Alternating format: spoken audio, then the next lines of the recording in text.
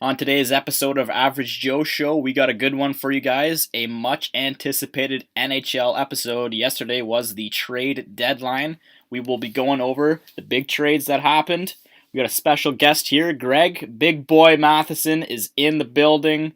He'll be talking to us about what he thinks of all the trades. It's going to be a good episode, boys. Stick around. It's a long one, but it's going to be a great one. With that, let's get her going here.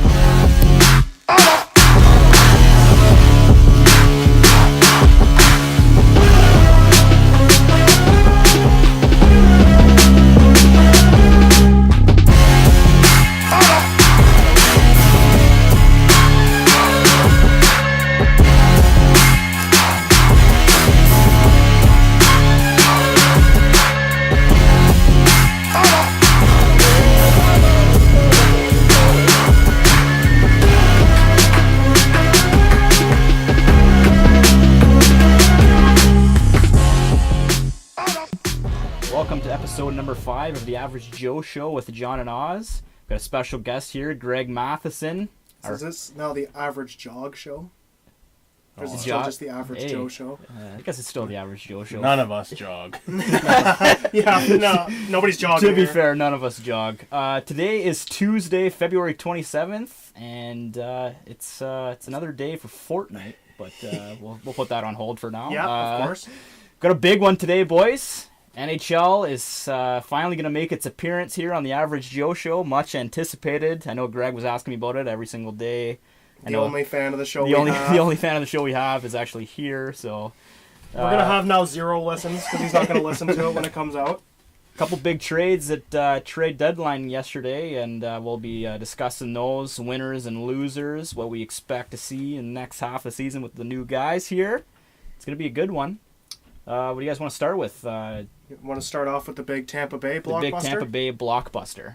All right, so for the Tampa Bay trade, we have Ryan McDonough and JT Miller going from New York, going to Tampa, and the Rangers are going to get back. And forgive me if I butcher every name that I'm going to say. Vladislav Nemestikov, 2018 first rounder, a conditional 2019 second rounder, Brett Hoden, and Libor Hadjic. I'll start with you here, Oz. What do you think of the move here? I think it's what I think of this move is Tampa Bay is your 2018 Stanley Cup champions. They're pretty fucking deep, right? I mean, getting right. I think they were in the. Correct me if I'm wrong, Greg. I think they were in the bidding for Carlson too. They were the front runner for Eric Carlson. They were the front runner for Eric Carlson, I guess. So I guess a consolation prize for not getting Carlson was fucking Ryan McDonough. I mean, it's still And JT Miller. It's still pretty good. Which the part of that trade really fucked my brain up. Just threw him in there. They just threw JT Miller in there out of nowhere. I think that.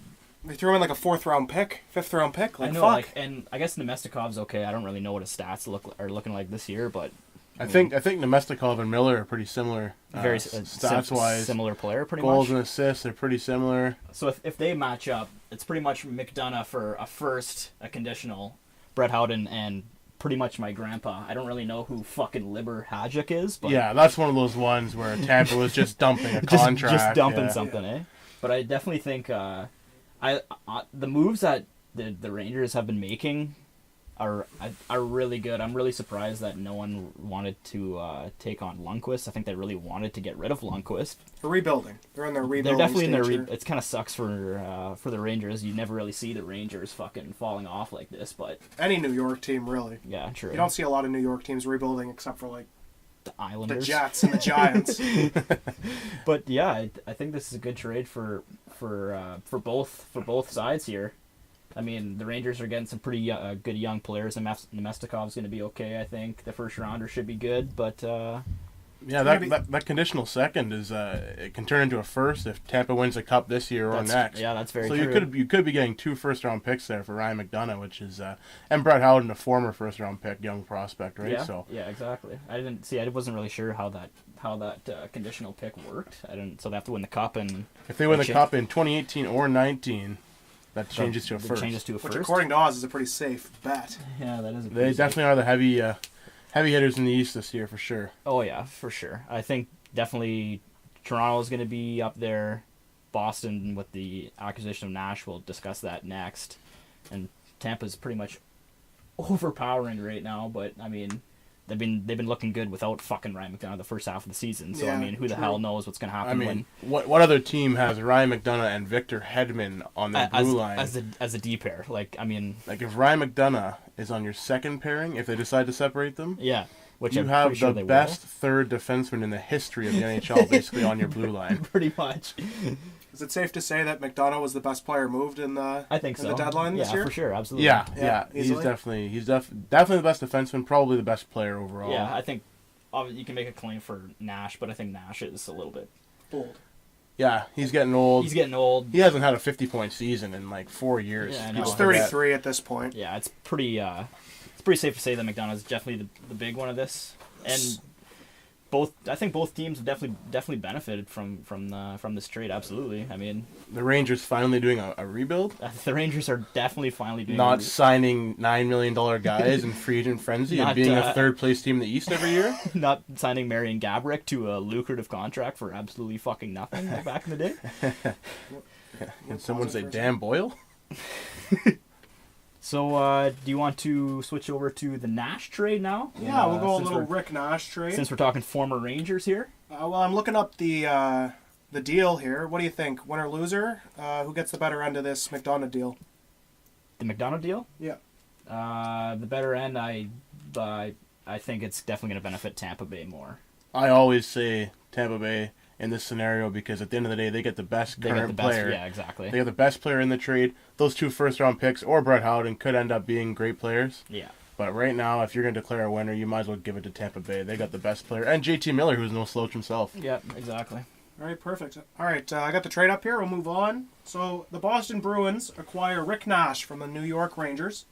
Boston gives up a 2018 first-round pick. They give up forward Ryan Spooner, forward Matt Bolesky, D-man Ryan Lindgren, and a 2019 7th-round pick.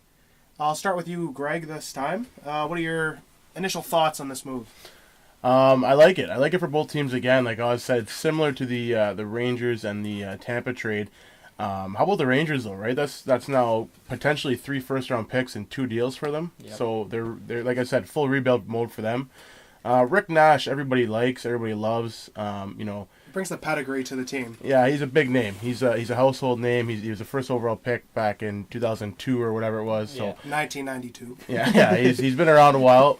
And some people are saying that he's hasn't been offensive because the Rangers are a defensive team, right? They're always one of the lower scoring teams. Yeah. But people got to remember this guy hasn't put up 50 points in I think since 2013-14. I could be wrong. Might be 2014-15. But he hasn't put up a 50-point season in a while. Maybe going here and not playing such a big role, being kind of a second or maybe even third line guy on the Bruins, but getting a lot of power play time. Maybe he'll explode. But again, you look at that, the Bruins get the best player in the trade, but boy, that first round pick, and then Ryan Spooner is not terrible either, right? He's only 26. He's got some life left in him. Matt Bolesky was good 4 years ago with the Ducks and has never been good since, right? He's going to be an AHLer. They'll probably buy him out. But Ryan Lindgren, another good young defenseman, and obviously a 7th-round pick is like getting a bag of pucks, but you never know what they can turn into either, right? Yeah, it's pretty much a lottery ticket at that point. It really is. A $1 lottery ticket. A scratch and a $1 pro line, and you're picking the guaranteed games that don't always work out. But I think for this trade, in my opinion, that I think I just can't really picture. I can't imagine Rick Nash in Boston. I can't do it. I don't know if that's gonna work out for them. I mean, it's one of those rare New York Boston trades. Yeah, right? like I do like the pickup the Rangers got with Spoonsy there. Good old Peterborough Pete boy. Played with the boy Quinnell, David Q in Peterborough. David Q. He was fucking wild in Peterborough. Yeah, he always scored the most nastiest goals you'd ever see. But I think this pickup for the Rangers is really good. I mean, Lindgren's not a bad defenseman. He can turn into something, I think. That first round pick might be pretty big too. I mean, they can definitely find some kind of steal and turn it into something. And just for Rick Nash, that you can't be mad getting a first round pick for anybody, really. Yeah, when you're exactly. a rebuilding team like the Rangers, it's hard to. And we give out winners and losers here. We're going to do it for each trade. But for these trades where veterans get moved, for assets, it's kind of hard, unless you're really selling low on a guy. Yeah. It's kind of hard to say that the team trading the guy is a loser, right? Because they're doing what they set out to accomplish. They're moving a veteran guy for some young pieces. Mm-hmm. Yeah, Rick Nash has 28 points this year. I mean, yeah, he's been okay this year. I wouldn't say he's been great, but like you said, John, getting that first round pick back, and then not to mention Ryan Lindgren. He plays at the University of Denver. Maybe I know he's a college player. Yeah, and I think he's got like 10 points in 30 games. So yeah. Who knows what that turns into? That was Jake Gardner 6 or 7 years ago too, playing college hockey. So you never know what he's going to turn into. Yeah, exactly. And Rick Nash wasn't. The Rangers aren't doing anything. No, right? the It's Rangers not like Rick yeah. Nash. They had to hold on to him or anything. So I think it's good that the Rangers definitely got rid of fucking Rick Nash. I mean, It's just salary off their cap salary again. off their cap right? again. Rick Nash, I mean, obviously wasn't playing well in New York. His time was pretty much up. Give the guy a chance to win. I mean, the Columbus Blue Jackets while he was there were awful. I mean, it'd be nice to see Nasher get a ring here or a cup, but I don't think that's. I don't happen. see that happening in Boston. I don't really know. I don't even know how much. Does anyone know what's left on his contract? How many years? I think it's a rental.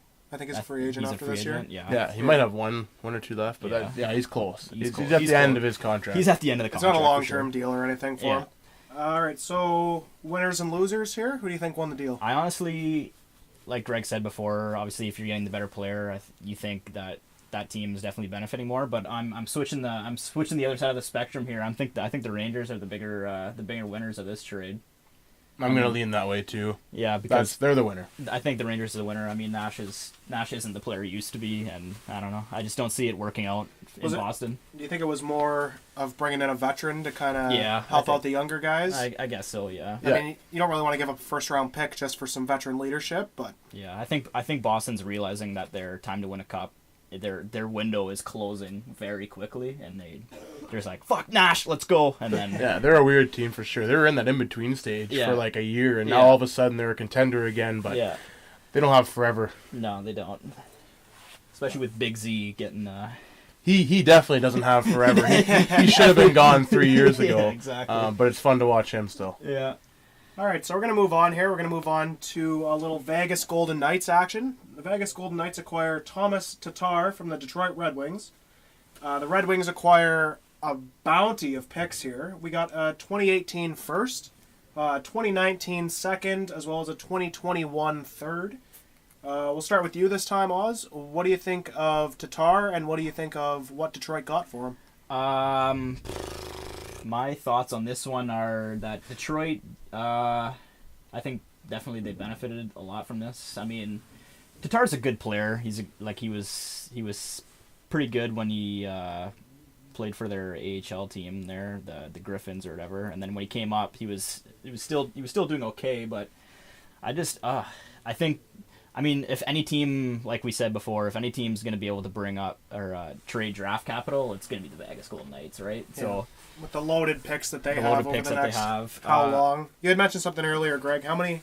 There was a ridiculous stat over the next, I think it's 3 seasons. They had 14 first, second, and third round picks, or maybe it was 19. It was a very high number. It was a ridiculous number in like the teams. 10 more than the average team. Yeah. So giving up these, people might say it's a high price to pay for a guy who's, I don't even know if he's eclipsed 60 points in his short career. I don't think so. But he's definitely got some potential. He's 27. He's got at least 4 good years left in him, probably. And that's one of those big name guys now that they can say they have, because they don't have a lot of them. They've all been. I mean, what Vegas has been able to do with these little name guys is kind of fucking ridiculous. It's fucking ridiculous. It's insane. And here's another guy that might step in here and do some damage here with the real deal Neil, maybe if he steps in on that line. But I guess at least giving up that first rounder, it looks like it's their own first rounder. It's not saying via anybody. Yeah. So that's going to be a later selection in the first round. So. Yeah. And they probably have 2 more of them. I don't know, but they probably already have 1 or 2 more of them anyways, right? I think Detroit really... They didn't trade out of the first round. No, I don't. I think Detroit would have liked to see a little bit more this year picks. I don't know if Detroit wants to wait till 2021 to get that pick, but I mean, obviously Detroit's in a rebuild mode as well. Good for them for shipping out a guy who you would think is in kind Yeah. of their, one of those Part of middle their guys depth, like Bozak was at the Leafs. But get rid of them, go full rebuild, and that's three early picks, right? Yeah, That's exactly. another 3 for them. So Yeah. good for them. Good for Detroit there. I like that trade for Detroit. What do you think Tatar? How do you think Tatar impacts the Vegas Golden Knights going forward? Because I think we can all agree that the Red Wings made out like bandits here, getting all these picks. Yeah. You can't really blame Vegas because of all the picks that they have. But what do you think Tatar's impact's going to be? Tatar's impact, I don't know if it's going to be a huge addition to Vegas. Obviously, that's what they would like to see, but I mean, it's a good small pickup that could turn into something good, but I don't know if it's going to put them over the hump of them trying to do whatever the fuck they're trying to do this year. And He's not going to be the difference I don't between think- a cup or not. I don't No, think no. so. No, definitely not. All right, winners, losers here. I think it's pretty even, actually. I don't. I mean, If you had to call it on value, it'd probably be Detroit. Yeah. Just because of all the picks, but Yeah. because Yep. of the insinuating circumstances and everything. No, none of these trades are in a vacuum. They all have insinuating circumstances around them that you have to consider. yeah. If I had to choose a winner, I would think Vegas would be the winner because obviously They got the player. they got the player. They're trying to go for it all this year, and if they do, I'll fucking run down Queen Street nude for 5 miles. I think you got to assume that giving up all those picks, they got to see something in the guy, right? Yeah, Like they got to obviously have they some seen- big plans. For Yeah, him. obviously they've seen something. I'm leaning wings here. I'm leaning wings. You going wings with not it? not just honey garlic. I'm leaning Detroit wings. I think they win the deal. I think Tomas Tatar is a great player for the Knights, and it's gonna be one of those again. We'll see who wins the deal, but Yeah. I think he was a second round pick, maybe third, but I think he was a second round pick for the Wings. So if you turn that former second into a first, second, and a third, you're bound to get one guy that's gonna be as good, if not better than him. And for the Wings, right? I mean, they're just dumping him. He would have been no good for them going through the rebuild. Sure. So I think the Wings steal him, and I think they took advantage of the Golden Knights not getting Erik Carlson and then feeling the pressure to get something Yeah. going into the playoffs. That deal was made right before 3:00, right? They scrambled, got him done, probably overpaid. Nobody else would have paid that, that's for sure. I don't think Tatar was a huge on the trading block kind of guy, but if the Knights went after him and gave you that much, how do you refuse that trade? So I think the Wings win it for sure. Wow, that's an excellent point, Greg. Fuck me, I look like an idiot now. That's nothing new on this show. Though. Nothing new on this show. All right, so next, if I can fucking find it. Here we go. All right, so the next move we're gonna discuss here. Oh baby, this is a good one. I like this Oh, one. Oz's Chicago Blackhawks. They're gonna get a first-round pick. They're gonna get Victor Edge cell. Edgesell, and they're also gonna get a fourth-round pick. Both of those picks are gonna be in 2018. They trade Nashville Ryan Hartman, as well as a 2018 fifth. Greg, what do you think of the move? I think the Nashville Predators overpaid for a guy who has 8 goals this season. I mean, this is. Don't get me wrong. Ryan Hartman is 23. He had a great year last year. I think he scored close to 20 goals. Oz, if I'm wrong. Something I think like that. 18 or 19 goals. He's got some potential, but you're giving up a first and a fourth. I know you're getting back to fifth, but you're basically giving up a first round pick and losing a round on your next pick for a guy who is going to play on your fourth, maybe third line. Maybe third. In this playoff run, right? I mean, maybe your roster changes in the upcoming years. They do have him for a couple of years. He's under contract, but he's going to be playing on, at best, your third line in those playoffs, and you're giving up a first-round pick. This isn't the rental scenario. This isn't a Rick Nash who has a pedigree and comes and can give you everything he's got for the next couple of months. This is a guy who you're planning on having for the next 3 years, and you're going to give up a first-round pick for him. Your Blackhawks made out like bandits, I think. I think what happened is they went over to Nashville there, took what they can, and someone just said, "Start the car, Get out! get the Yeah, car." and it shouldn't be forgotten that Victor Edgesell, myself, like most people, probably didn't know who he was, but he's got 30 points in 40 games in the Swedish Elite League as a 21-year-old. Damn. So I mean, he's not. I mean, the Swedish Elite League obviously isn't the NHL, Yeah. but it's damn good hockey. And when you're a young guy playing in that league, it's just like the NHL, right? It's hard to pick up points. So he could turn into maybe a good, solid third, fourth line winger for the Hawks. Basically, what they gave up in Ryan Hartman. Yeah. And you're getting a first round pick out of it. So good on Chicago. Again, it's tough to see them in the position they are this year. dead last in their division. I don't know if they still are, but maybe this is the start of a mini rebuild for them. They seem to be good at doing those, so we'll probably see them back in the playoffs in a couple of years. A little retooling out of the Blackhawks here. I think my take on this trade, I was fucking fired up for this trade when I seen it happen. I mean, Ryan Hartman with Chicago with all the fucking forwards that they got. I mean, he only has 57 points in 141 career games. I mean, obviously he would expect a little bit more out of someone that I have no idea where he got drafted. I think it was the second round. I could be wrong, but no, it was the first. Yeah, he was the first rounder. He was the last pick of the first round, 2013. So like, they just didn't have enough ice time to play this guy like how they would have wanted him to. I think dumping him over to Nashville, I don't know. I mean, Nashville's got a pretty stacked forward core too, so I don't know how much minutes he's gonna get. But I do.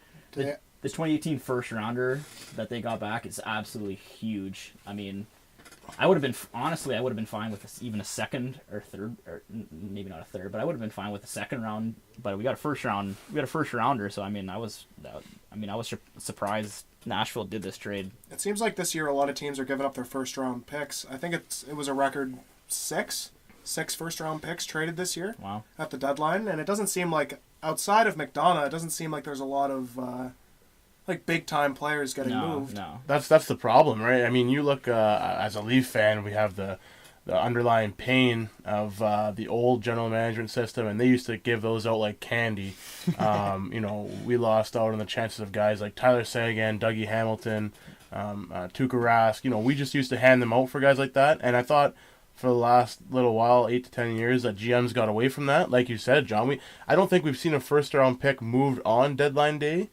in like 3 years. Leading up to it maybe, but on deadline. And this year we had, I think, 6 in the last 2 days. It's crazy, and we'll get into that too, because this is an example like Ryan Hartman for a first round pick.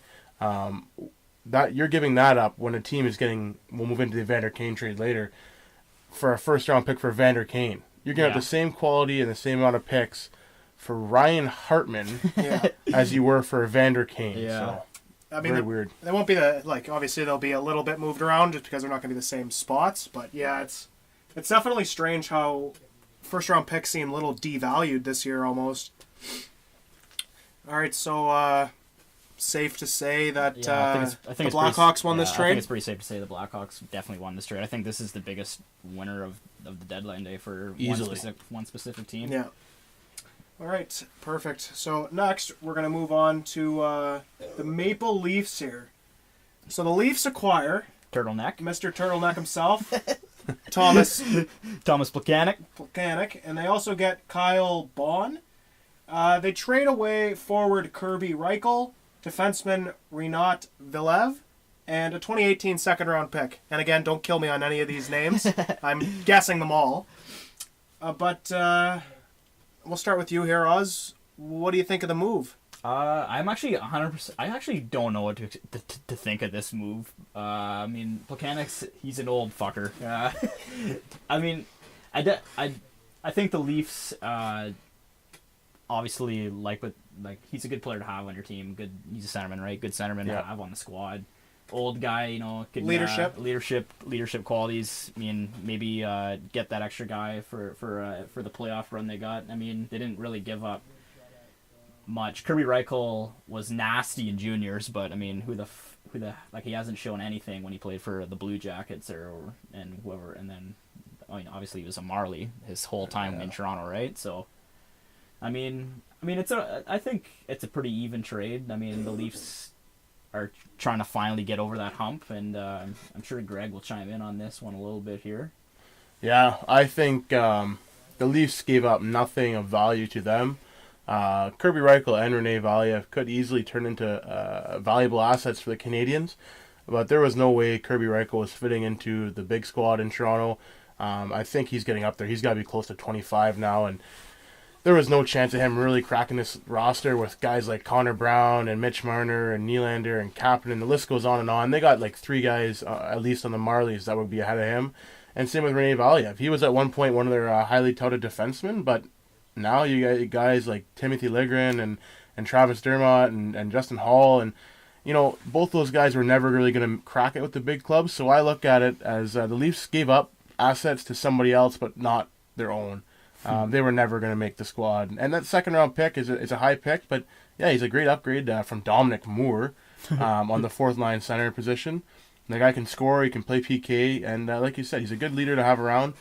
But they didn't overpay for him. I'm happy with it. I'm a little bit biased. I'm a Leaf fan, but I am happy with the trade. All right, that's good. So fair to say that the Leafs win this trade, or does Montreal get some pieces? I think the Leafs definitely win this trade. I mean, who's to say that? I mean, Kirby Reichel can maybe do some in Montreal, but I think the Leafs, where they are right now and what they're trying to do, I think they definitely benefited the most from this trade. Absolutely. Yeah, I think they benefit this year for sure. Yeah. All right, looks like next we're going to move on to little Vanek, if I can find the details here. So the Columbus Blue Jackets acquired Thomas Vanek from the Vancouver Canucks. They give up a little, Juicy, okay. Jussi Jokinen. Juzzy, and Tyler Mott. All right, Greg, what do you think of this move here? Thomas Vanek is the human form of a suitcase. This guy, I don't know if it's 8-9 teams he's been with in the last 7 years. I think the Canucks felt the pressure to move him just because it's like a trade deadline and a July 1st free agent frenzy. It's like a guarantee that Thomas Vanek is getting mentioned. Yeah. I don't think they got as much as they could have for him. I mean, yeah, he's getting old and he has been a rental for the last 7 years since he's left Buffalo, but you would at least think, seeing what Ryan Hartman gets in a first-round pick and a fourth, you would think that maybe they could pull at least maybe a third-round pick, even a fourth. Jussi Jokinen is literally just poor man's Thomas Vanek. He's not much worse, but he's not going to play for them in the future. He's not going to really even crack their squad. Mm-hmm. And Tyler Motte, nobody knows who he is. I could pull up his stats, but it's not like he's a big-name prospect. He was okay for the Blackhawks. I mean, he played on the third line, fourth line last year. I mean, he was good for the first little bit when he came up. I mean, he had some hype around him, but never ended up being anything, and then they just dumped him over there. So I think when guys first come up, it's almost like in baseball where you don't have that film on them yet. Yeah. So when they first come up, you don't really know what to expect or how to play them, so they can really get hot right at the beginning. Yeah. But with young players, once guys get a little bit of knowledge on them, it's definitely tougher for them. I think Thomas Vanek is like the Gore Street hooker of the NHL. Just everyone gets a turn on him, right? What it is. It's everybody's getting a lick on him. Is it even a trade deadline if Thomas Vanek doesn't get moved? No, I don't think so. No. He's he had such a great career in Buffalo, and he's pretty much been valuable everywhere he's gone since. Outside of maybe, I don't know, did Florida really have a great run with him? Probably not, but he was pretty useful for Montreal, and even when he went to Detroit for that stint there, he was okay. But it's weird, right? You look at him, and he's still got 24 points in 61 games this year. He's got 41 points in 61 games. So he's got a lot of points this year. He's old. He's not going to keep doing that for long, but that's a lot. It's 41 points given up for literally nothing in return. I mean, Jussi Jokinen is junk. What's Vancouver doing here? I'm not sure. The Jackets win this one. Jackets win this one hands down. I'm pretty sure Jussi Jokinen is the same age, if not fucking older than. Oh yeah, at least I think he might be older. He's at least the same age, probably older. Yeah. But he's another guy. He's like a career third, maybe fourth liner now, right, going forward. And I think Vanek's much more valuable. And I don't know. I think the Canucks just kind of felt the pressure maybe to get rid of him, and they should have at least got a third-round pick if they're going to be rebuilding, right? Yeah, exactly. As much as Vanek's moved around, this is probably the first time that he's kind of got dumped somewhere. You know what I mean? The other times he gets traded for. Teams genuinely want to acquire this guy. I think this is probably one of the first trades where maybe not what Vancouver intended, but what it looks like is they're just kind of dumping him. Yeah, it really is. Maybe they want to get the salary off. I don't think he's cost them any more than $2 million, so I don't know why they're getting rid of him. They Columbus, I mean, if they're going to get in a playoff spot, maybe he helps them win a round, but it's really, you're not paying very much at all to get him there, so why not take him if you're Columbus, right? Yeah. Absolutely. Fair to say, Blue Jackets win this deal. Absolutely. Yeah, Jackets definitely won that one. All right, so next we're going to move on. This is another one of the bigger deals here. Evander Kane gets moved. Evander Kane gets traded to the San Jose Sharks from the Buffalo Sabres. Buffalo gets 2 conditional picks. They get a 2019 first and 2020 fourth. as well as forward Danny O'Regan. I'll start with, it doesn't really matter, whoever wants to chime in. What do you think of the deal, Osborne? I think it's, I don't. Obviously, Evander Kane is like he's like another guy that nobody really wants because he's such a fucking pain in the ass to most teams. I mean, I think Buffalo really wanted to get rid of him.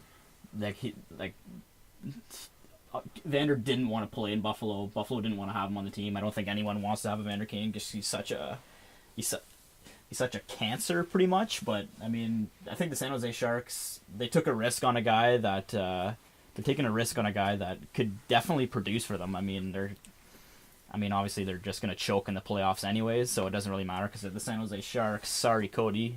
But I mean, the conditional picks aren't really like I mean, it's something, right? It's something, but I mean, Buffalo's like.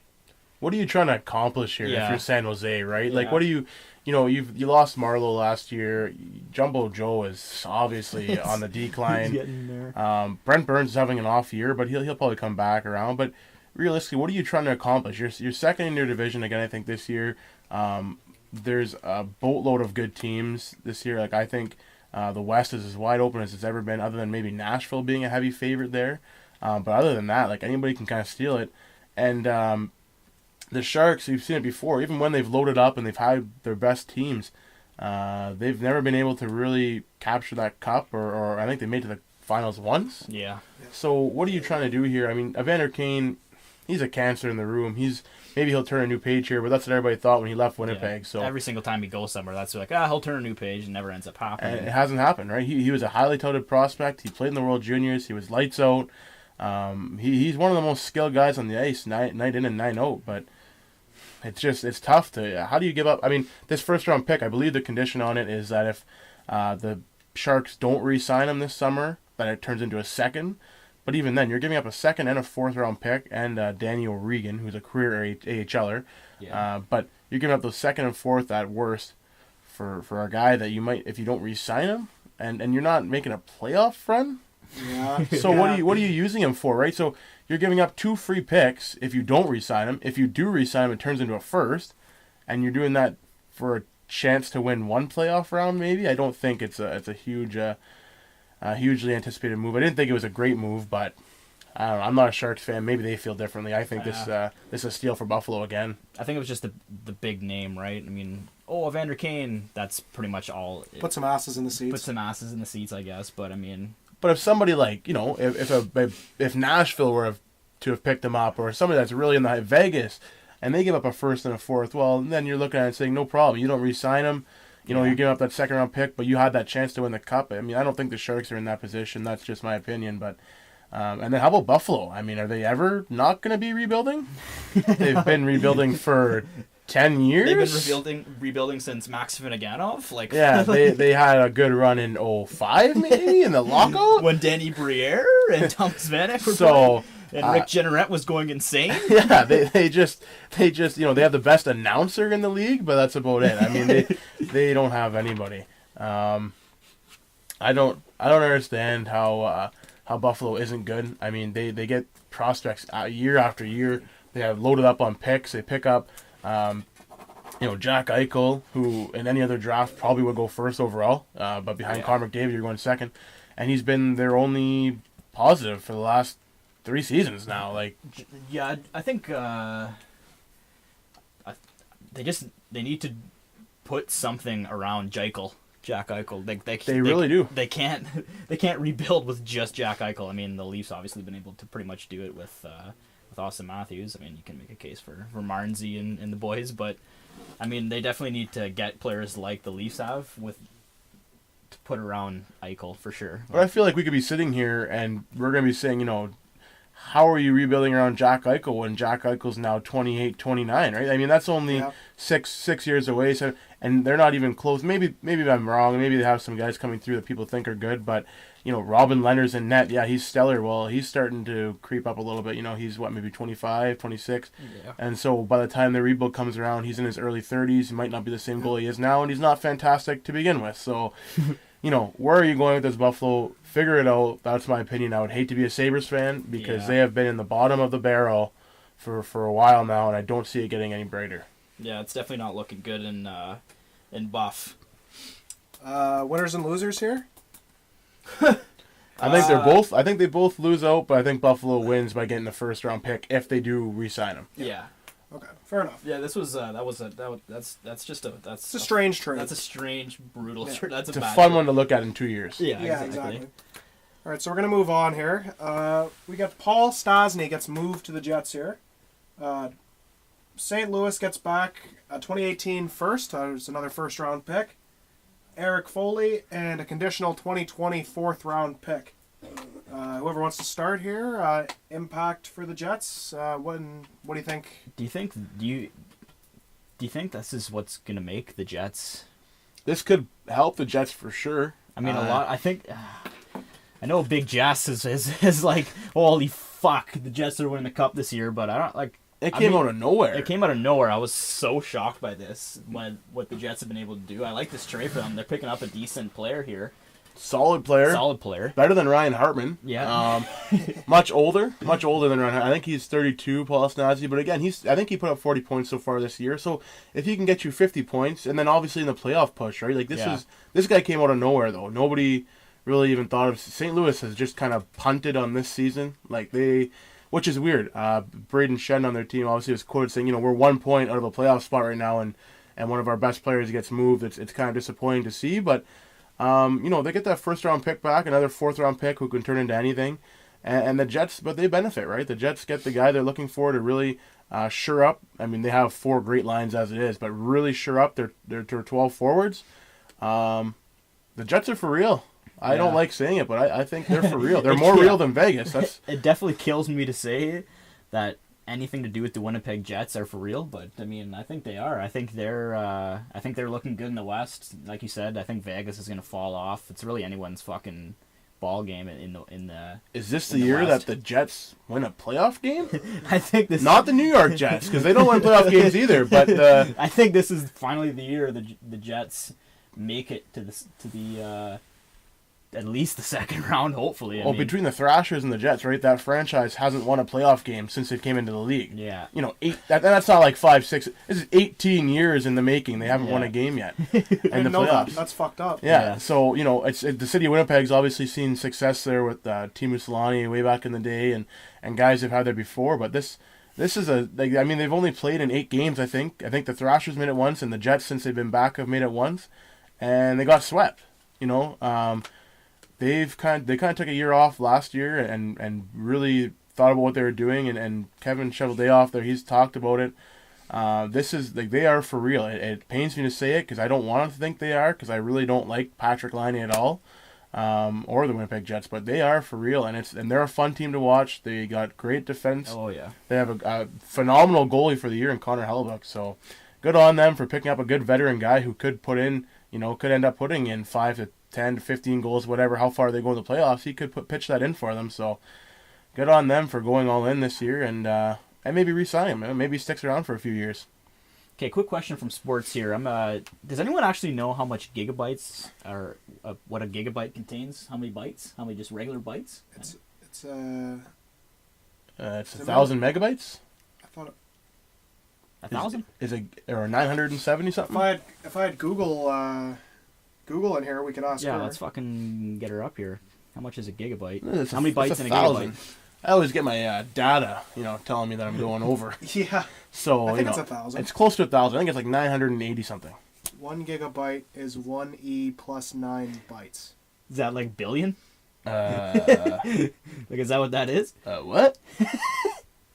Okay, 1 gigabyte. Oh, that's the byte converter. The byte converter. I like that. So, I think it's megabytes is 1,024. How many? Okay, so a byte is way smaller than a megabyte. Oh, you're looking at bytes here, like a byte. A quadrillion. Byte. Okay, a quadrillion. Yeah, that would be it. Is that even a number? Quadrillion? Is that how many numbers would a quadrillion be? Like there's 4, 5, 6, 7, 8, 9, 10. It's a multiple choice. 10 numbers. You might as well take one. Well, a million is 8, so it's a billion, isn't it? I would go. Is it a billion? Billion is a billion or a trillion? I would go a billion. A million is an 8-digit number. Million's 6. $1,600,000. No, No, you it's have 12 100,000. million. 100,000 is 6 digits. And a $1 million million is 8. 7. Million's 8. A million can actually be. 1 million. 1 million is 7. 1 million because is it's 6 7 zeros. figures. 1 million is 7 Okay, figures. 7 But if figures. you have 12 million, it turns into that extra 8. figure, right? Yeah. 8 figures. 8 figures. So a billion is 10? Yeah, guaranteed, because 100 million is 9. Yeah. Okay. So you gotta go Billion. billion. Okay, so we'll go So billion. a billion okay. bytes. Okay. We'll go. Thanks, boys. Back to hockey. Anyway. All right. So winners, losers here for Paul Stasny. The Winnipeg Jets. Yeah, Absolutely. I think the Jets win this one. Okay. Hopefully that works out for St. Louis, but I really think the Jets win this one. That's a big move for them. Hopefully it works out for the Jets. I mean, It's hopefully exciting they to can- be in Winnipeg right Yeah, now. exactly. Sarah Orlesky's hair is just blowing in the wind on TSN. Jesse, get excited, buddy. Yeah. Just kidding. Don't, because they're gonna blow it. I wonder if Big Jess is gonna be listening to this one. He'll be excited. Oh, don't worry. If I tell him to, he'll be listening. All right. So we only got a couple moves left here. We'll save one of the bigger ones for last. We'll go a little Patrick Maroon here. Maroon gets moved to the New Jersey Devils from the Edmonton Oilers. The Oilers acquire back J.D. Dudek, as well as a 2019 third-round pick. Not a huge move here, but decent depth. Just go over quickly. We'll just what do you quickly think, go over Osborne? this one. I mean, who the fuck knows what Edmonton is doing here? So obviously, Patty Maroon on the move isn't really that big of a deal to them. I don't think. I mean, the Devils are kind of like trying to make the playoff. I don't really. They're know a bubble team. They're right? a bubble team. They're trying to get to the playoffs. I think Patty Maroon can help them. I mean, it's not really going to do anything in the long run, but Don't give up much. don't give up Yeah. much. High risk or low risk, high reward. I guess you can kind of say, but Probably Low risk, low. medium reward. Yeah, medium reward. Patrick Maroon is he is fading off this year. Last year he was awesome with Connor McDavid and everything else, but Who wasn't awesome with Connor McDavid, though? that's right. I could honestly probably not even know where to lie. If I was on Connor McDavid's line, I think I'd be able to score at least 18 points in the end. Just park my ass in front of the net. If Just me get a and couple you- tackle-ins. If Connor McDavid centered any two of us on a power play, I am confident we could be 10-point guys in the NHL. Yeah. I'm not saying something. It's like the Chris Kunitz story with Sidney Crosby, right? Yeah, so exactly. good for the Devils. I mean, whatever, they gave up a third-round pick.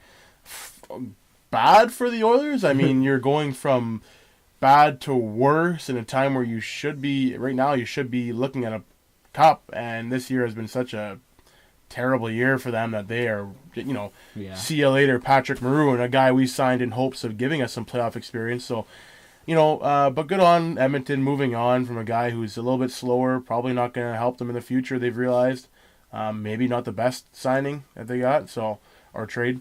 But whatever. I mean, it's a kind of a win-win for both teams. Pick up your third-round pick, throw out the garbage. Jersey throws out their third-round pick and picks up Patty Maroon, who can maybe help them in a first round against whoever they play, Washington or Pittsburgh. But I don't think the Devils, even if they get in the playoffs, are going anywhere. No. I think if you're the Oilers, it's really tough to be a team in any sport with a generational talent, like one of the best players in your sport, and have a season like they're having. Yeah. Absolutely. It's even if you're, just as an example, if you're the Angels with Mike Trout and you're throwing away these seasons in this guy's prime, you can't do that, right? No, I mean, it's like, just so disappointing to have a Connor McDavid, like if the Washington Capitals, right? They've had Ovi for so long. Yeah. And they have never captured what everybody wants them to capture, right? Yeah. And it's the same. And that's exactly it, John. They had a great year. Everybody got excited last year. They were a couple games away from the Stanley Cup Finals. It's like, you want them to be good, even though I'm sitting here rooting for Austin Matthews to be better than Connor McDavid. But of course, you want them to be good. You want to see Connor McDavid be the face of Canadian hockey, and you want to see him be the next Sidney Crosby. And it's tough to watch. It's not tough for me because I'm not an Oilers fan, but it's definitely tough to watch a team like that. It's not even like they're on the bubble. They're not even close, right? They're so far behind. They can't make the playoffs if they tried. They're so far behind, they got to trade Patrick Maroon for pretty much nothing. You're trading away a guy who's not, by no means not the best player on their roster, but they're giving away a guy who should be there to help you win a playoff series. Yep. And he's just getting thrown away for a third-round pick, and not even this year, 2 years from now. So that guy's not going to be on your roster for probably 4 or 5 years if he gets on your roster. Yeah. Neither of these assets that they got are helping out McDavid. No. Not at all. So it's just dumping salary and getting a new winger to play with Connor McDavid, hopefully in the offseason. All right, we're going to move on. last kind of big move we had, Derek Brassard gets moved. This is the three-way complex. The big kind of three-way weird-ass clusterfuck. trade. Okay. So, the Pittsburgh Penguins acquire Derek Brassard, Vincent Dunn, and a third-round pick in 2018. Ottawa gets back Ian Cole, Philip Gustafson, 2018 first, as well as a 2019 third. And I think I'll let you guys take over from here. It gets a little complicated with the Vegas Golden Knights. This was not two-team trades, it was a three-team trade. But I'll kind of let you guys explain how the trade went down. Yeah, so Bob McKenzie explained it on Twitter. They tried to make this work when you guys did your last episode, right? There was talks. It was supposed to be done, and the NHL refused it. Essentially, the problem was that Ottawa was basically giving Pittsburgh Derek Brassard for nothing. Like, that was the problem I think the NHL had with it. So they went over and redid it. So Vegas gets involved here. I think what happens is Ottawa gives Vegas Brassard for a third-round pick, I think it was. They flip that to Pittsburgh, and they get Pittsburgh's fourth and Ryan Reeves. Pittsburgh also gets Tobias Lindbergh there. He played for the Leafs before. He's a nobody either. I think this trade is so complex and wired, in a way it shouldn't be. But at the end of the day, Pittsburgh gets probably the second best player available at this year's deadline, and Derek Brassard. Yeah. Vegas, just for being a part of it, basically they're the middle guy. They're guy picking up the salary there. They hold on to half of or 40% of Brassard's salary and basically get a free fourth-round pick out of it. So they aren't really involved too heavily, but they get Ryan Reeves, a guy who fights for a living, and that's about it. But Ottawa makes out great here. I mean, Derek Brassard's a solid player. He's going to be the Pittsburgh third-line center, but he could be a second-line center, pretty much first-line center in a lot of teams. And they get a good prospect in Philip Gustafson. He played for Sweden at the World Juniors, I think, right? Yeah. He could be a stud for them. Mike Condon and Craig Anderson aren't going to be there forever. Ian Cole, who they later flipped, right? And I think they got maybe what did they get for Ian Cole? They got him later on, maybe a third-round pick of something like that. They got some draft compensation for Ian Cole. They got a third and Nick Moutry. So they end up getting a third as well, right? And then another third from Pittsburgh or Vegas or however that worked out. So they got basically 3 picks and a really good goaltending prospect, right? So a first and 2/3 and the goalie for Derek Brassard and a third. I think that third came from Vegas, so that's where I'm getting confused. But yeah, they do get 3 picks and a really good goalie for Derek Brassard because they are not going anywhere. Ottawa is it's in worse shambles than Edmonton. It's bad to watch that. Yeah. They were one goal away from the Cup Finals last year, and they are a train wreck this year. Yeah, I don't know. I didn't really. Erik Carlson's having a bad year. Their owner is talking about not wanting to pay guys, wanting to move the franchise. Then all of a sudden word gets that they're going to get an arena. It's a joke there. So good on them for at least giving Senders fans something to be happy about. A couple of good picks and a good prospect. I'm not the biggest hockey fan out there, but I mean, compared to other sports, it really looks like the NHL is really volatile. It seems like there's a lot of these teams that really, from year to year, they go such peaks and valleys. It's kind of ridiculous. I mean, it's like you said, Ottawa being so close last year, Edmonton as well, and then this year they're just fucking dumpster fires. Well, and you look at the other way around. Tampa wasn't even in the playoffs last year, right? And everybody, Stamkos is hurt and everything else, but they didn't even make the playoffs. And now this year they're the front runner in the East, right? So it's crazy. I feel bad for Sens fans. Shout out to Donnie Rowe, the biggest Sens fan out there. I mean, I feel bad for them. Good old Ryan Venderman. Yeah, Venderman. Anybody out there who's listening, if you're a Sens fan, I feel bad for you. It's embarrassing. Yeah. Jordan Kelly, fuck Jordan you. Kelly, yeah, definitely. Yeah. You were, everybody talk about how good they were last year. The Sens are for real. Well, no, they're not. Now they're not even in the slightest. 1 year wonder. Doesn't seem like they're not for real at all. So, but good for Pittsburgh. I mean, that's Derek Brassard, Evgeny Malkin, Sidney Crosby, your front 3 centermen. I mean, it doesn't get any better than that. So, three-peat in the making, maybe. I think I'm starting to think so. Really, it's like counting out Bill Belichick, right? It's like even if the Patriots have an off year, if they make the playoffs, which they don't. Yeah, but they never do. if they make the playoffs, you can't bet against them. And if Sidney Crosby's making the playoffs, you can't bet against them. 3-time Stanley Cup winner, 2-time Olympic gold, right? So should have been 3-time. Fuck you, Gary Bettman. Fuck you, Gary. Right, I think this is this trade works for everybody. All 3 teams involved, right? Yeah, would you agree, Oz? I would definitely agree with this. I mean, I think Pittsburgh definitely benefits more. I mean, they're getting the best player available, but I mean, to go along with what they got going here, but obviously Ottawa's a complete dumpster fire, so it kind of sucks for them. But I mean, I think Pittsburgh. I just don't like what Vegas I think they're just gonna fall off when they get to the playoffs. They're not gonna be able to keep this up. I don't. So as much as I would like to see them to do it, but even if Vegas goes into the playoffs and gets swept by an 8th seed, they still had like the best season any expansion team has ever had, and will ever have. Probably all these picks, all these players that already fit into their system, like. They're, I mean, I don't know if they're for real. I think they're for real. How can you not say they're for real, really, right? But going forward, pedigree, right? Yeah, but going forward, like you said, John, I mean, they're still. It's not like this expansion team, sold off all their assets to be in this position. They somehow are here with Gerard Gallant leading them, and George McPhee and then that crew. And going forward, they still have a boatload of picks and prospects, and they got Suzuki, was their first round pick last year, who's going to be good for them, and even in this deal, they're just getting a free 4th-round pick just for being a part of the deal. Here, we'll take Brassard's salary because none of our guys make anything more than peanuts, and we'll get that free 4th-round pick, no problem. So might as well, right? Good for them, and good for Ottawa for getting a 1st and 2/3. I mean, it's a 3-team deal, which you never see that work out for all 3 teams. I think this might be the case for everybody. It's looking good for sure. All right, so. We won't really call winners and losers here. It's going to be tough to tell, really. But it seems like every team really they accomplished what they set out to do here. I agree. All right, got a couple more topics here. We were going to discuss Carlson as well. I was thinking, just listening to you guys, it sounds like Nashville, Tampa Bay, and the Penguins seem to be the heavy favorites in the NHL this season. Is there a team out there that you think is like a dark horse team other than those 3 teams that can make a run?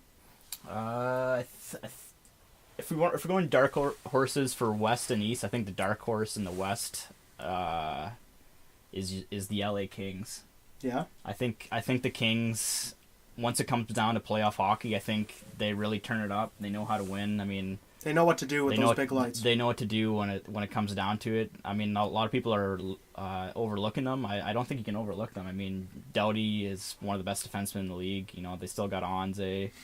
Kopi's having a great year. I think Carter's still kicking around. Pearson's having a great year. I mean, they got a lot of young talent there. They came out of nowhere when they won the cup a while ago, and I think they can do it again. They could do it again, right? I mean, Daryl Sutter was on TSN talking about how this team reminds him a lot of the team he had with the 8th seed. Mm-hmm. So if they can sneak in there, they definitely could be, and that's a real dark horse, right? Your 8th seed. Yeah, they could be it. And I think the East dark seed is honestly, I'm picking your Leafs. I don't know. Like, they're young. I get that they're young, but they pushed an unbelievable Washington to a Game 7 last year in their first year of playoff hockey. They took that team to 6 games, 5 of them to overtime. I mean, that's like insane. I mean, and that was before they had Ron Hainsey, who was a good veteran D-man, and all those guys having experience. Now they all have a round of experience, knows what it's like to be there. No Patrick Marleau last year. Huge acquisition, who maybe doesn't know how to win from San Jose, but he definitely has all the playoff experience.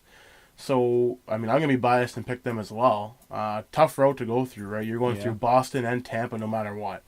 The way it's shaping up right now, there's pretty much no other way to do it. So you're going to have to go through both those teams. But if they can, and then more than likely probably meet Pittsburgh. So you're going through 3 tough teams.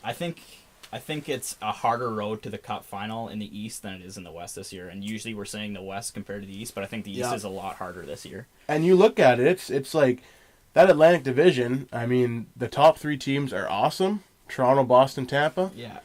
The bottom 5 are horrendous. Yeah. But that Metro has nobody that I'm scared of other than Pittsburgh. No. So it's pretty clear Pittsburgh will come out of that and meet one of those three teams in the East final. But we'll have to wait and see. I still think I would like if the Leafs aren't going to win it, I want to see Nashville win it. But well, it's always it's anybody's guess. It's anyone's guess, really. It really is. All right, so the last topic we're going to cover here is a move that didn't get made. The biggest player on the block this year, it looked like, was Erik Carlson. There was a lot of rumors around him. Vegas was pushing hard, it sounds like. Just trying to see, you guys know when his contract is up? Any ideas? He's got 1 year left now. 1 year left on Carlson's contract. So I just want to know reactions here. Did you expect him to get moved? If so, where did you expect him to get moved? Are you surprised maybe he didn't? Yeah, TSN, Sportsnet, all the media in general likes to make up, and not make up because it is a valid point. He could have got moved, but they love to have something to talk about, right? And who better to talk about than like the third best player in the NHL? Yeah. On a team who's failing and dwindling, and a guy who's come out openly and said he's not sure if he wants to re-sign yet. So, did I expect him to get moved? No. Would I have been shocked if he did? No. So it's one of those things where you think, if somebody lands him, impressive. Like Tampa was in the running, Vegas, whoever lands him would have been awesome. If Tampa would have landed Carlson, I don't think I would have watched the hockey for the rest of the year. Yeah, they got the poor man's Carlson and McDonough, and we're sitting here saying how good they're going to be. So imagine if they would have gotten him. But yeah, really. I don't think you see what he had to pay to get McDonough. What are you going to pay to get Carlson? What would you have to have given up? Yeah. And you know what? Ottawa's in a tough spot because if they're thinking that he's not coming back, you don't want to just let that guy walk at the end of next year. You got to move him. Yeah. If not this summer, at least next deadline. Yeah. I think it happens this summer. If they're not going to re-sign him, he's got to move. I feel bad for him. He's in a bad spot there. His team was so good last year. There was no problems, and then all of a sudden his owner is. Now it's just a shit show. It's just awful. I was listening to I'm not sure who the GM of the Senators is, but he was on TSN last night talking about how good of a relationship him and Carlson have. I don't know if he's just trying to blowing smoke. I think he's trying to everybody's blow ass. Trying to blow smoke up. I think everyone knows that Big Carl Daddy's going to be on the move in the summer, hopefully for his sake. I mean, obviously he wants to play for a fucking. You can't be wasting his talent on the Senators, right? Plus all the shit that's going on with that organization as a whole, wanting to get a new arena and what the fuck's going to happen with that. But well, if they're rebuilding, I mean, he's not part of the plan. No, and he should be a part of the plan. He's a cornerstone defenseman in the NHL. He's 27. It's not like he's 33 and the best defenseman. He's only 27 years old. He's the best defenseman. 4 or 5 years of being one of the best defensemen in the NHL. Easy. At least he's been in the conversation for the last 6, 7, right? Yeah, exactly. He's a phenomenal player. It sucks to see him in this situation. And a similar situation for Max Pacioretty in Montreal, right? Yep. So not as big of a deal because he's really nowhere near Erik Carlson caliber.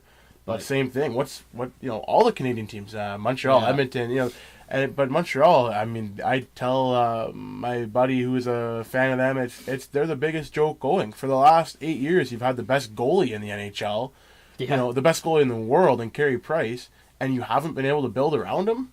That's the one direction. That's the one thing missing from any good team. If they get a number 1 draft pick, it's not going to be a goalie. No. So you're always looking for that goalie. Like the Jets have been. They finally found Hellebuck. The Leafs have finally found Anderson. The Oilers thought they found Talbot. You have Carey Price, and you can't build around him. It's embarrassing, and it's bad for Pacioretty this year. 6 years in a row now, he's scored 30 goals, and he's being talked about being traded. So and Price just got a huge extension, did he not? Yeah, the Canadians are locked in on Carey Price and Shea Weber for the next 5 years. Price for 8, but for Weber another 5, I think, or 4 at minimum. And he didn't even finish the season this year. So where are they at? They lost that trade big time with Subban. Good on Nashville for making back-to-back years with pretty good trades here, I think. Oh yeah, absolutely. But going in, geez, I feel bad for Montreal and Ottawa. All Canadian cities outside of Winnipeg and Toronto. Yeah, right. Calgary's got an outside chance maybe, but Outside, yeah, Montreal and Ottawa, it's sad to watch. Stark contrast from last year when so many Canadian teams were doing so well. Which was So shocking. yeah, you know, Montreal and everybody was, now it's tough to watch, but at least we got two maybe contenders. You could probably say that. Pretenders, maybe contenders. We're not sure. With the Pretenders. Jets, you like to believe that the Jets and Leafs are there to stay, but Yeah. they might not be. I just want to throw this out there just because we're talking about the trade deadline. I think my biggest pet peeve in sports is when a team has a guy. He doesn't have to be like Eric Carlson, like just a guy who's really good, and it comes up to trade deadline day, and either he's going to be gone after the next year or this year, and they don't know if they're going to re-sign him. It kills me to see teams just let these guys walk for nothing. Yes. When they could trade them at the deadline, I understand that you need these guys to put asses in the seats, and sports are a business. But if you're trying to succeed and run a sports franchise really well, there's nothing that can just fuck you over completely than losing your franchise player for nothing. Literally nothing. That's exactly like with Josh Donaldson this year, just to jump to baseball, just as an example. Yep.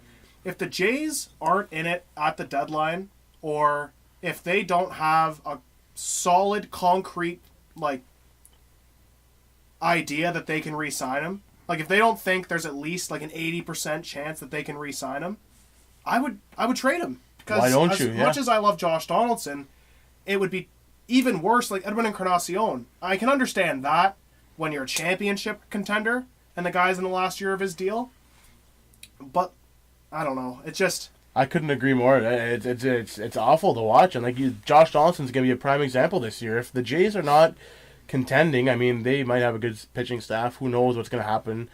But Jesus, if they're not contending and you don't have a concrete plan and guys to put around him, just ship him. Yeah, I mean, he's 31 years old. If he wants a 10-year contract, get what you can for him. Yeah. give him to whoever. Throw him in the National League and then just see what he gets, because you can't control where he goes when he goes to free agency anyway. At least if you send him over to send him to the Dodgers, Yeah. they can fucking pay his salary. They'll sign him, yeah. So, It's- I just wanted to say that because I just hate when Yeah. even the basketball trade deadline just ended and there were a couple guys that didn't get moved that were expiring deals and are not going to get re-signed. It's even if you trade them for something that's not what you want or under market value, just do it. I mean, you're going to get nothing anyway, right? Get something. That's the feeling in Ottawa. They've got one more year to get something for a franchise player. You let Eric Carlson go for absolutely nothing because you think you can sign him and you don't. You're fucked. You look who cares what you could have... If you could have gotten 2 first-round picks and 1 prospect, which isn't a whole lot for that caliber of a player. I mean, that's what the Leafs got for Phil Kessel, right? It's better than nothing, right? It's, you're not bringing him back. Get rid of him. I think before we end this episode, a lot of people have been asking me what the fuck the Hawks are doing this year. Yeah. Everyone wants to know what the Hawks are doing. Everyone is asking my opinion. Oh, why the fuck? I think they should have traded some pieces, some more bigger pieces. And a lot of people are telling me, well, maybe they should fire Quenneville. This is my opinion on the Blackhawks. Hot takes with Oz. This is my Hot takes with Oz. Hot take with Oz here. The hot take with Oz here. What I have seen with the Blackhawks, the core 4, Taze, Kane, Keith, and Seabrook, have played a shit ton of hockey over the last 9 years. And it's are you guys, people ask me, are you, do you think the Hawks are in rebuild mode? I think, as much as it pains me to, obviously you never want to see your team miss the playoffs, and I can't imagine what Red Wings fans felt when they missed the playoffs after 22 years or 24 years, whatever the hell it was. I'll let you know when Tom retires. Yeah. And after just 9, after I know, I'm facing the facts that the Hawks aren't going to make the playoffs this year. It sucks, and it's going to suck to not watch playoff hockey for the first time in a while. But honestly, I think it's good. I think it's good for the Hawks to miss the playoffs this year. Obviously, even if they made the playoffs, they weren't going to do anything with it. I think it's good that they're going to miss the playoffs. I mean, they've played so much hockey over the last couple of years. They've had to catch up every summer to teams that have the whole summer off, and then they finish. And they're like, oh fuck, now we gotta kick it into overdrive in the summer. But I think missing the playoffs here, it's going to get a little recharge for those guys. I think a good recharge will bring them back better than ever next year. I do not absolutely think they should fire Joel Quenneville at all. Why would No, you have 10 years of success No, behind the bench. absolutely 1 not. year of not, you don't even want to call it failure, but 1 year of bad hockey. You can't ruin 10 year of success, right? No. I think there'd be riots in Chicago if Quenneville got fired. Oh, for sure. Honestly, I think that it wasn't really that. It was a bad year, but I never expected. Obviously, after the first game when they beat Pittsburgh 10-1, everyone's like, "Oh, holy fuck! They just beat this defending champs 10-1. This is their fucking year." But I knew from the beginning, like, I kind of like what they're doing. They still have their core players, like Kaner and Taser, but they're still young. Like, obviously when they had Hartman and when they had Mott, it was okay. But I like Hayden's all right. DeBrinket's fucking gross. I love DeBrinket. Yeah. They brought Saad back, and that was another thing. Everyone's like, why the hell would you trade Artemi Panarin for Brandon Saad? I hated the trade at the beginning, but now that I think about it, Saad's younger than Panarin, which is weird because Panarin won a fucking Rookie of the Year last year, but I mean, Saad's been there before. He's been with the Hawks. I mean, he's younger. They're not paying him as much. I don't know. I think a good recharge this year will do him good. I think they'll come back strong next year. I think they'll be back in the playoffs next year. Depending on what the fuck Corey Crawford is going to do with his injuries, but I mean, that's what really killed us a lot this year. And can you be mad about 3 cups? No, you can't. You definitely can't be mad about 3. I'm definitely not mad about 3 cups. I mean, you can't be mad fucking about 1 cup. Yeah, like, you know what I mean? If your team wins 1 cup and then they don't make the playoffs for 20 years, at least you have that 1 cup. I can tell you honestly, after 22 years for myself, but 51 years since the Leafs have won a cup. Yeah. If they manage to win one in the next couple of years here, and be a contender but don't end up winning one for another cup, maybe till the next rebuild, do I care? Absolutely not. No. Would I love to see Absolutely them? not. Would I love to see them pull a Pittsburgh, Chicago, even LA with 2 or 3? Yeah, but if they win 1, I'm gonna be happy. So yeah.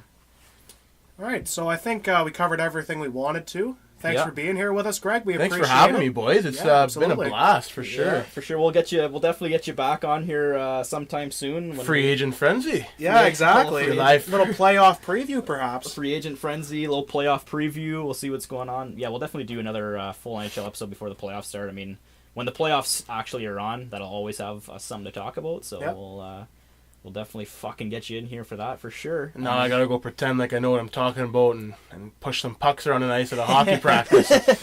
Greg's off to doing some more hockey stuff, but thanks for tuning in, ladies and gents. Hopefully you stuck around for this hour plus. I'm sure you didn't, but we appreciate you if you did. And not sure what the next epi's gonna be. What's today? Tuesday? Today is Tuesday. Maybe Friday? Little Friday action. When we were thinking about the schedule, were we not thinking Tuesday, Friday, Sunday? Tuesday, Friday, Sunday is usually what we're gonna try to post here. Yeah. All right. We couldn't do one last Sunday. It's been a little busy week for us here. A little busy week, but we'll get her going. A lot of good NFL stuff's coming up here. We got the Combine coming up. So Combine's tomorrow. The Combine's tomorrow. We'll talk about that. Yep. Definitely talk about it on Friday for sure. All right, everybody. Thanks for listening. See you later. And keep your sticks on the ice, boys.